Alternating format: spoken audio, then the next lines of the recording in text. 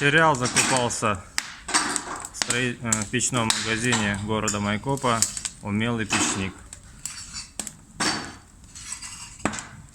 Там есть все необходимое для изготовления каминов и печей. Если чего-то нет, то можно у них заказать.